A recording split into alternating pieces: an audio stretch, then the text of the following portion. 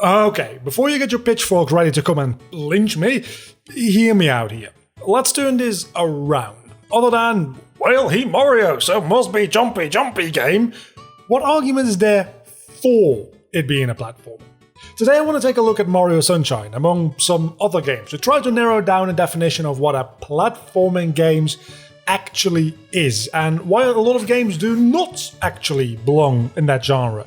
Before you get into this video though, we will be talking about some of the concepts and game design ideas that I discussed in my last video about what a game is in the first place. So I do recommend you go check that video first, link in the card and in the description.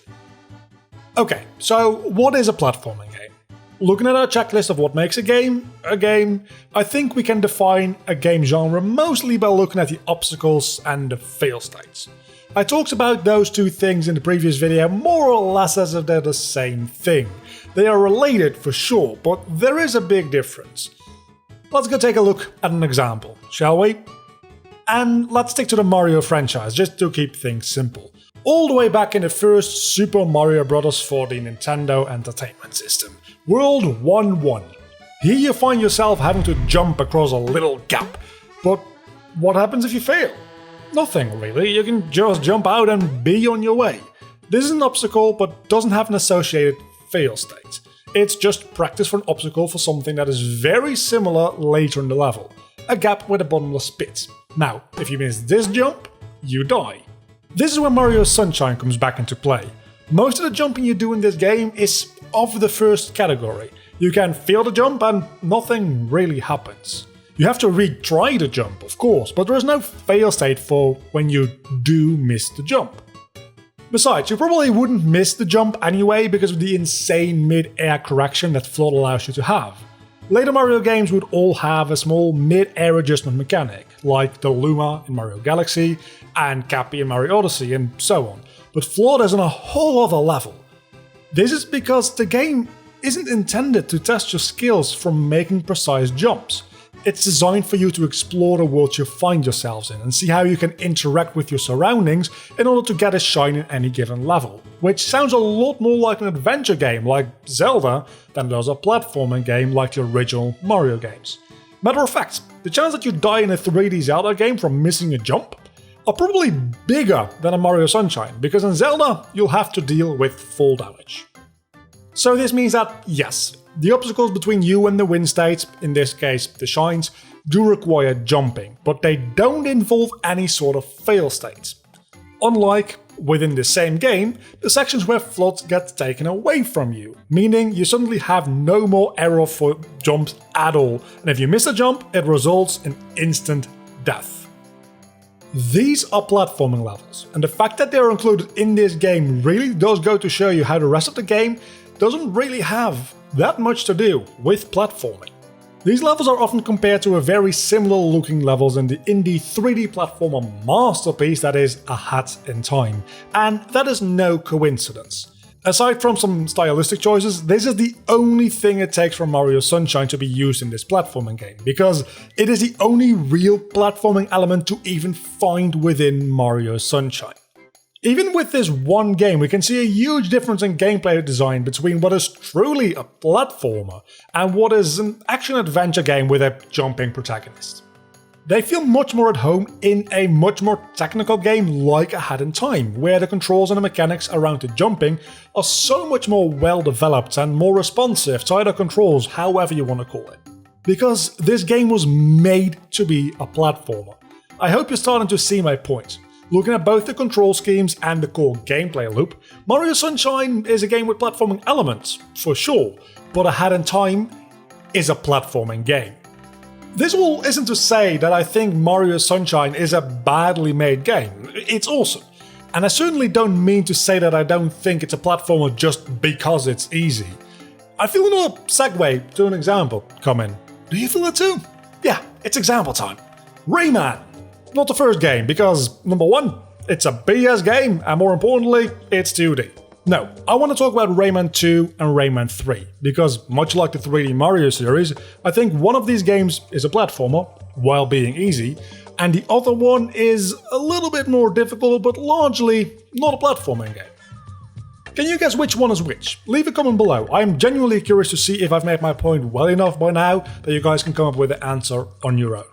So, in both Rayman games, you have a health bar. Failing a jump will result in you losing some health, most of the time, as does getting hit by enemies. The difference is, in Rayman 3, your loss of health comes due to fall damage, which is very easy to negate with the helicopter ears ability. Where in Rayman 2, your loss of health is often due to the floor being lava. Literally, or some kind of other hazard. The result might be very close to being the same, but the design philosophy behind the levels is way different, and as such, your gameplay experience will also be very different. To compensate from this lack of damage from jumping-based failures, Rayman 3 introduces a lot more enemies, and a lot more different kinds of enemies to go along with power-ups. The game is a lot more focused on combat than its predecessor, both in the amount but also in the depth of the combat system. And the jumping becomes more of a part of the general movement through the scenery, which just so happens to be vertical sometimes, rather than jumping being an actual challenge you're trying to overcome. The fact that you can jump in a game doesn't make it a platformer. I would very much like to talk about a whole list of different games that may or may not be defined as 3D platformers, but since this video would be an hour long if I did, let's limit ourselves to just one more example to look at. If you want to hear me talk about more other games like Sonic or Crash Bandicoot, let me know if you want to see a follow-up video in the comments down below, and maybe leave your suggestions for other 3D platformers that I can take a look at in this light. Spyro the Dragon. If nothing else, I think this is the one game series in this video that you can't argue are 3D platforms. The original trilogy, anyway. In the first Spyro game, you may have a couple of gliding sections that feel a little bit tricky, and there is even a lot of jumping needed to progress in levels. So yeah, I might call the first Spyro game a 3D platformer.